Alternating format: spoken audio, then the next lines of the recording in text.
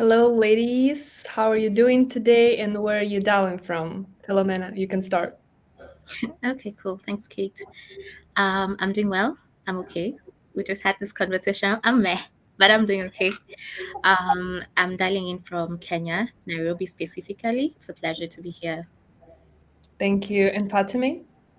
Hi, Kate. Hi, Philomena. And thanks for having me today. And hello to the audience. Thanks for joining us. I'm fine, thank you. And I'm based in Dubai and I'm on the call from Dubai. That's lovely. Well, thank you so much for taking your time today and dialing on this, to talk about such an important topic of women empowerment, especially in data, health, and tech, because to me, it seems like, these are one of the hardest fields to get in when you're a woman. So I would really love to talk about this. But first, before we dive deeper into the topic, I'd like to learn more about you, what you're doing, what is your life journey, a little bit about yourself. Who would like to start? No difference. So Philomena. I can start. Okay. Yes, my name is Fatemeh Abdollah. I'm a tech entrepreneur based in Dubai with the mission of reducing brain disorders. So in this mission, we have different startups and we work on different projects, but mostly people know me as the CEO of Zarela, which was a blockchain-based data platform for collecting targeted data sets, especially the biosignals, the brain signals and heart signals. And it was open source. And nowadays, I'm fully focused on the Predipie for preventing the brain disorders related to football gambling.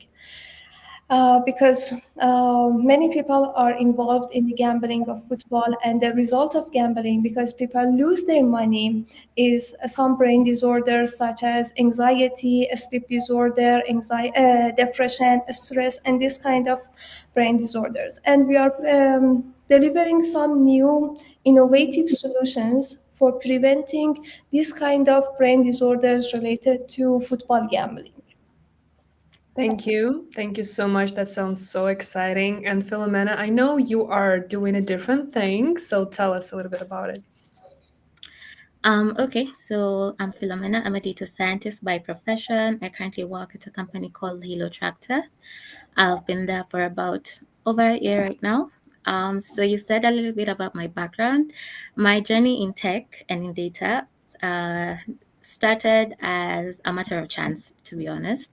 It wasn't anything structured. It's just those things you find yourself in, and then you discover that it's something that you actually enjoy doing, and you can see the impact that it has on people. So maybe I can delve into that later. But on a day to day, I'm very involved in community. So I'm in initiatives such as Google Women Tech Makers, Zindi, Women in Data Science, and also Rotary, which is more in general. So I am a speaker, a technical writer, a mentor in all matters data and outside data, also generally in tech, because I have a background in also Android development. So I also lead the Women in Data initiative, or rather, led. I'm in the journey of handing it over to someone else for continuity. But yeah, that's it about me. Thank you. So I feel like now we can finally dive a little bit deeper. And now that I understand that you, Philomena, is in data and tech, and I know that you're also leading some data empowerment of women in Nairobi. Is that correct? Yeah, that's correct. And that sounds incredibly inspiring to me. So could you share maybe some, successful stories or some initiatives that you are leading or you are, seeing that are emerging, in the efforts to empower women in data? First of all, thanks for that. My journey started. Okay, so when I got into tech, I got in through Android development. And so now pivoting from Android development to data made me realize the gap that we had in terms of community in data. So I had a very supportive system when it came to Android development. But when I pivoted into data, I quickly found out that there are not so many communities which were active at that time. There are a couple right now. especially ones that empowered more women to do it. Because I quickly realized within a few meetups or meeting a few people within the industry, like it was very, women are very underrepresented in the field. And so this became a passion of mine where I wanted to empower other people, especially because I had already been empowered by other people in joining tech, and I had seen the power of community through the Android community. So I have a couple of stories about the impact that we've had within the community, but I think one, I'll just mention a few. The first one being, this goes beyond women in data, but we've done mentorship sessions for young girls who are in high school and younger. And sometimes you may think that it's quite obvious that women can actually do this. But then when you speak to those young girls, you quickly realize that there's so much underrepresentation within the field that even them comprehending that you as a woman are able to do this as a career and be able to thrive in it, it just sounds like it's out of this world to them. So being able to talk to such young girls and encourage them to join STEM. I remember there's a young lady when we are doing the mentorship sessions, she mentioned to me that she came from a family of boys and she was only girl. And this is actually quite a common story because I had another similar story later on. But then she was being told constantly by her parents and her brothers that she should be maybe tending towards other careers that are not uh, too manly, and she felt like tech in general was too manly. And so she was just asking for advice and how she can be able to navigate that, how she can be able to convince her family to allow her to do such a course. And so being able to see such impact is so fulfilling, because now you quickly see that within a few years that same person is thriving in this career. Also, I remember we've hosted a few datathons, and I think those are the ones that have been the most impactful so far. Because when you're hosting datathons, you'll find people come getting hands-on experience. We make sure you get mentorship while you're doing the datathon challenge. And so by the time people are moving from doing the datathon to now deciding whether they want data as a career, you find that most people actually decide that they'll do data as a career. And by the time they're finishing that datathon, they have mentors and they have a small community. And they can be able to do something we usually call peer mentorship, where they can be able to walk with each other through the journey and be able to build a career that they feel fulfilled in. We also one last story that I'll share is we also covered this a while ago, and the Women in Data. There's a lady who walked in, I think it was our first meetup, and she was at a point where, and the similar point that I actually went through, where she wasn't sure about the career that she actually wanted to pursue. And so she actually came late to the meetup. She had maybe little expectations as to this, or whether this can be the actual career she's going to pursue. And so by the time she was done with that meetup, like right now, she's a very flourishing data scientist within the Kenyan space. And so those are some of the amazing stories that we've had on Impact. And it goes beyond that. There's so many stories, I can't cover them right now. Yeah. Totally understand, but thank you so much for that, especially the part about, women feeling like, it's not even a chance to go into this, man career, because I often see like girls who are really inspired by becoming, astronauts or just data scientists, and they feel like they really want it, but, when it actually comes to embarking on the journey, it feels so exhausting to just start Mhm. and go there. So just, just speaking about it, just, telling these stories that you're telling us right now is already powerful. So I Yeah. really appreciate it. Thank you. And Fatemeh, I know you gave us an overview of what you're doing with Zarela and Predipie, but it still sounds to me like something, so different, like, connecting health and blockchain technology. So I'd like to tell us a little bit more about the intersection of these two fields, and, what opportunities do you see, for women when it comes to health and, data synergy? Sure, really good question. Yes, at the first sight, blockchain, neuroscience, and football seems really disparate areas, but actually, in fact, I believe we are in the um, convergence science era.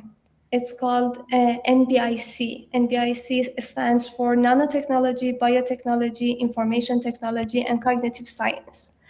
So, because these days problems are more complicated, and the entrepreneurs should have more innovative and multi-aspect solutions. They have to have some wider perspective to this science to converge them and mix them to prepare a new solution or new services for the customers. And actually, about these technologies, we should see the convergence of them. That was what we did. We came from the IT. My PhD and master is in artificial intelligence, and then we started studying about neuroscience because the problems for our family, and we started for treating the people. We have clinics on the neuroscience, and then we faced with the problem of collecting data sets for what we wanted to do on the BCI part. And then we started working on the Zarela, and that was the journey that got connected to each other for receiving to the new ideas and applying different aspects to each other. And one of the most important things about converging these different science and technologies together for providing a service is focusing on the problem and solution. Not focus, because these technologies are not the goal of business. They are just the tools and technologies on the table. Web3, blockchain, AI, and Web2 technologies, all of them are just the tools, not the goal of product, not the goal of a startup. Many times, the entrepreneur's mind is biased with the new trends. For example, they say, now blockchain is trend, so we should solve all and every problems with a blockchain-based solution. Or AI is a trend, so we have to provide an AI-based solution. No, that's not correct actually, because I want to share one of my most expensive and valuable experiences in the recent years. When we were working on the Zarela, developing the Zarela platform, my mind was really biased on the blockchain. It was really brilliant, disruptive. It was like a utopia for me. We want to solve all the problems with the blockchain because it's borderless. We wanted to work borderless. We wanted to have a P2P secure platform, and we wanted to have a platform that's not restricted for any nationality or these things. That was the reason we choose blockchain as our technology. But in fact, the regulation, the regulatories, juristics, and also the cost of using a new technology in our solution was a totally different story.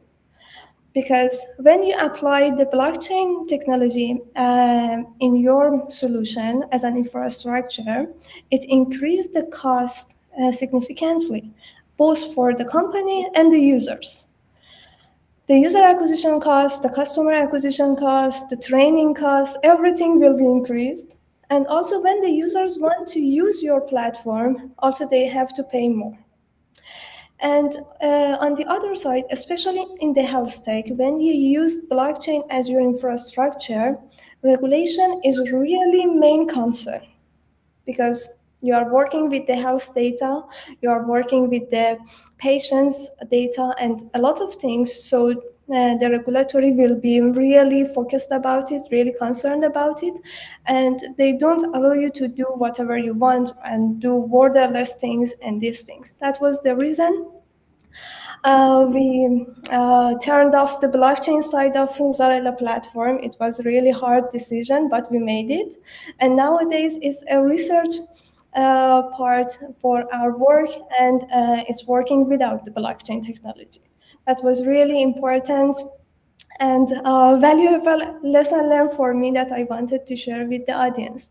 Especially the female founders, they want to work on the health tech and apply the new technologies. You should see the pros and cons of each technology, and that's the best fit for your audience, your juristic, your market fit, and these things.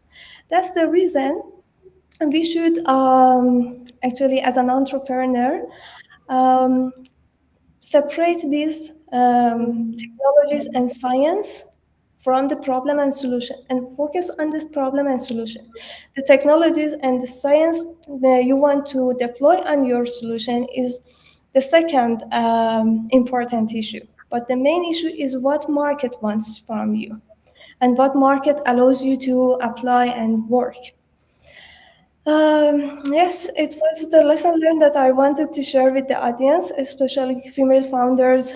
They want to work on the health tech because I see many times that in different events or mentorship, they tell me, I want to just bring AI in the health tech. I just want to make some project about electronic health record on the blockchain.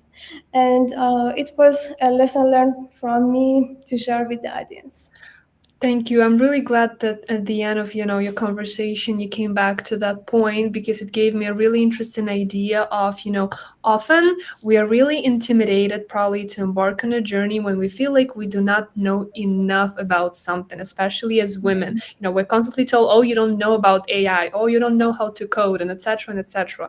But the idea that you presented is if you know the problem and solution, if you know that you have enough to bring to the table, and if you have this idea inside of heart that you're so passionate about, I feel like all this learning, it will come along because you know that you have it in you, you know that you're able to learn. In fact, we learn through our whole life. So it's a fact. And But sometimes the new trends and the technology make us so excited and we want to use this technology because it's a trend. But at the same time, it can be intimidating. So if you have the idea, if you know that you have something to bring to the table, you should definitely go and try it. So it's a really good lesson. So now that we're talking about this and the challenges that you faced, or the stories that you're telling us about, I'd like you to kind of summarize what challenges you can face as a woman in data and tech, and what are some how did you, when you faced these obstacles and when you had these struggles, how did you end up overcoming them? And do you have any specific piece of advice or just, any tips or skills that you can share with the audience on how you can deal with certain problems? Philomena, you can start. Okay, cool. Thank you. So actually, we're having this conversation with my friend recently. I think it was last weekend. And so they're hiring currently at the company, and specifically in the tech team. And what people said in the tech team is that they didn't want a woman. And then we were trying to delve into why they were saying that. And most of them were saying women have drama, women don't actually know what they're doing, they'll keep asking us questions. Then again, so those are some of the challenges that you'll get when you're getting into such a male-dominated field. So sometimes it needs you to go beyond. Maybe you actually need to do the work, prove that you can actually do the work. But at the same time, I would say be gentle with yourself. You're not expected to know everything. Everybody goes through a learning journey. So don't be afraid to ask the questions. But at the same time, please do the work so that you can be able to actually, it's sad, but then it's the reality. As a woman, sometimes you may find that you actually need to go beyond what is expected so that you can actually deliver, and they can actually, you gain that trust from the team because they already have a set mentality that a woman may not do the work as well as a man does. So actually, for my personal experience, I have a couple. I think I have a wealth of them examples.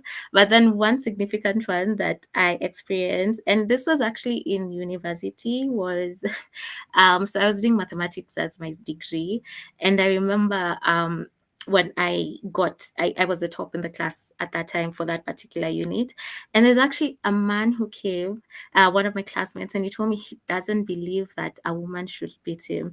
Like that, it's not possible. He doesn't think that it's the right thing.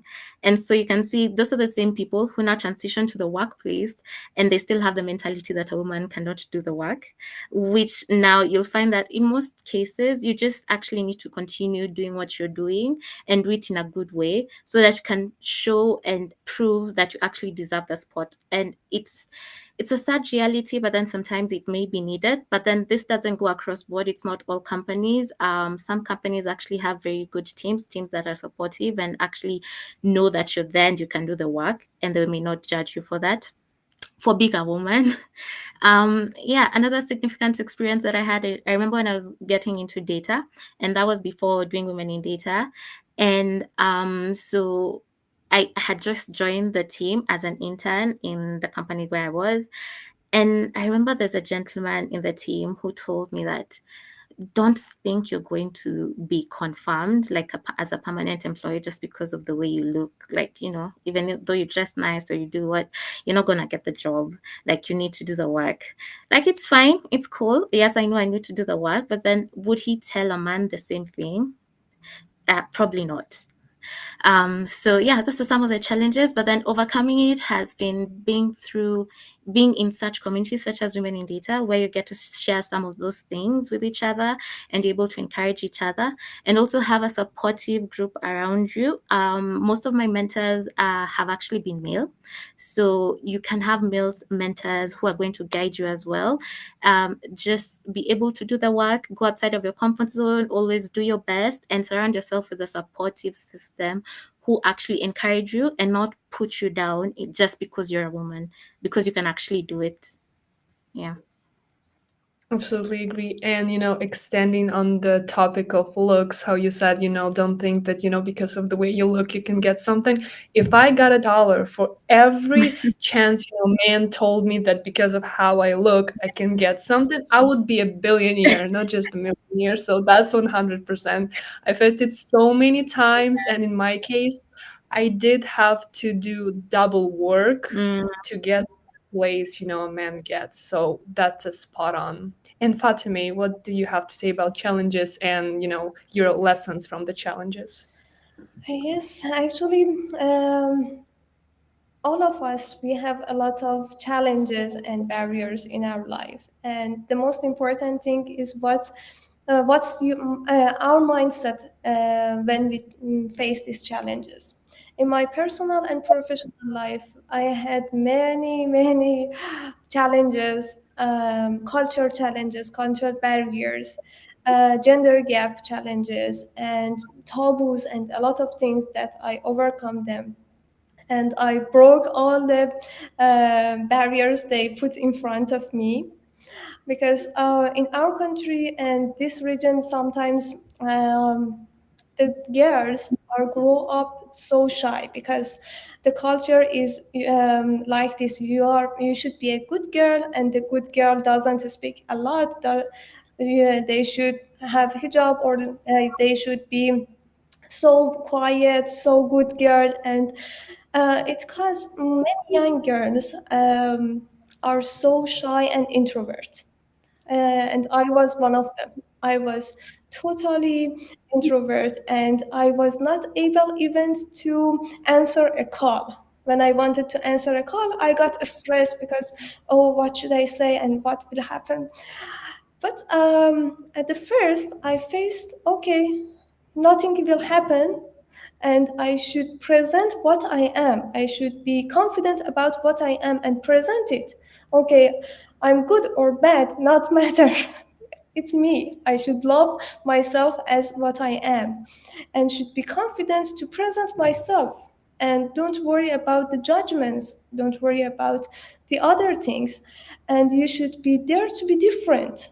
After these changes I made in my life and become an entrepreneur, and nowadays I can speak on the stage and in different events, I have this slogan: dare to be different, no Yeah. matter the others judge. You should be your unique persona.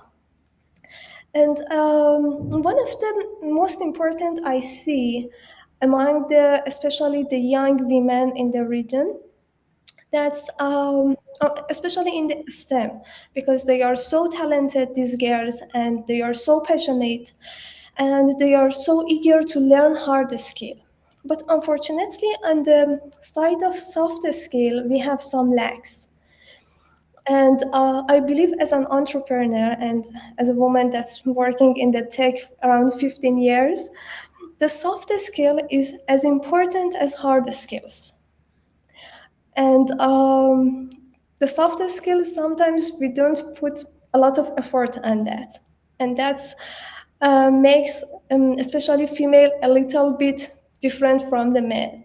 They are not very good in teamwork sometimes. They are not. They have some lack of self-control in the stressful moments. They should be more confident in, especially in the under pressure when we are facing difficult situations. And the most important thing that all of us as women in the STEM and entrepreneurs, that we should believe on ourselves that we are stronger than all the challenges. It comes from our mindset that will have an perspective on the others.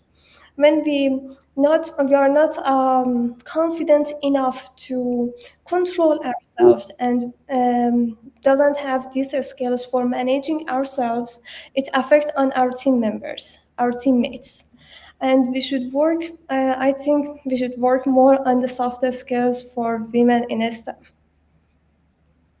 Absolutely agree. There's actually a great point from Maxine. Let me show it. For every male naysayer, there is a male ally. That is such a great point. And now that we have 4 minutes, actually in comments, I saw a very interesting question that is similar to what you have just been talking about. So maybe we can use, 2 or 3 minutes to answer to that question. So it was about a girl she's trying to pitch an idea. She's in data and she's trying to pitch an idea to the manager, and she commented something about being scared of just going and present the idea because when it comes to her male co-workers, their ideas are being greeted, they're welcome to pitch new ideas, but when it comes to her, they feel that she's underqualified, or she feels that she's underqualified. What is the maybe a piece of advice that you can give to her when it comes to overcoming this fear? That's to me. Yeah, yes, you can ask. You can answer, but Fatemeh, if you have anything to say, you can continue. Okay, Sure. cool. I would say do it even when you're scared. Actually, do it while you're scared. The worst that can happen when you pitch that idea is you get a no, and that's not the end of the world. That just means maybe that's just not the right place for you. So go ahead and do it. Make that pitch and even do that work and put it there. If they might see it and they'll be amazed and they'll change their perspective on you. And also ask yourself the question where that's actually stemming from. Is it coming from them or is it coming from you within? Because sometimes imposter syndrome gets the best of us and you might find that you're putting yourself down, you're self rejecting. But until somebody tells you no, you go for it. I can all the opportunities that I've gotten, I can say, and I support for what Fatima was saying, soft skills. Work on your soft skills, work on your confidence. Most of the opportunities I've gotten are through working on those skills and putting yourself out there even when you're scared. Yeah. Thank you. And Fatemeh, do you have anything to add? Because I know you're entrepreneur and you probably had, the instances of trying to pitch your idea to investors, male investors. What was it like? What helped you? In front of investors, it depends actually at the first on the stage of your product and a startup. But in the earlier stage, that your mentality and the founders structure is very important for the investors, because in the earlier stage mostly the angel investors or the small VCs will come to you because you don't have a mature startup or mature product. That's the reason they are so actually curious about your behavior, what are you doing, and these little things in the investment meetings is as important as what's your core product. Sometimes entrepreneurs are rejected because their personality, not because their product. It's one of the points. And also, Well, I believe that the girl that she's just an employee who is trying to pitch an idea to the manager. She's not pitching her product yet. So, but I believe maybe what do you have anything to say about it? You know, being her just being employee and pitching the idea to the manager. But I feel like the idea is the same. You're still trying to talk to a male about your I'm idea. sorry, maybe I made a mistake about this. No. Yes, but now for hiring, actually, in my experience, what we do in our projects, the hard skill and soft skill again is 50-50. And what happened? Sometimes when you're happy, the program does it. Okay. And again, I mentioned about the softer skills because the softer skills makes you a manager, not just the harder skill. Harder skill is among a lot of people, but the personality and the behavior of a manager makes her a manager. How you can manage these people and how they can actually believe you in their mind as a manager, not just a title or not just the certificates makes you a manager, but it's your personality and how you behave in the company makes you a manager. That's one of the things she should have in his mind. Never mind. That is a really nice point. Well, thank you so much, ladies, for dialing in today. We are wrapping up. It's already been 30 minutes. And I should say it's been a really wholesome conversation. It was really light, just like I expected. And I hope you also really enjoyed it as much as our audience did. So if any of you would like to connect with these wonderful ladies and maybe they can help you, overcome your own like fears, obstacles, and etc., you're more than welcome too. So thank you so much, our dear audience, and thank you so much, lovely ladies, for joining this conversation. Thank you so much. It was really great. Yeah. Thanks, everyone.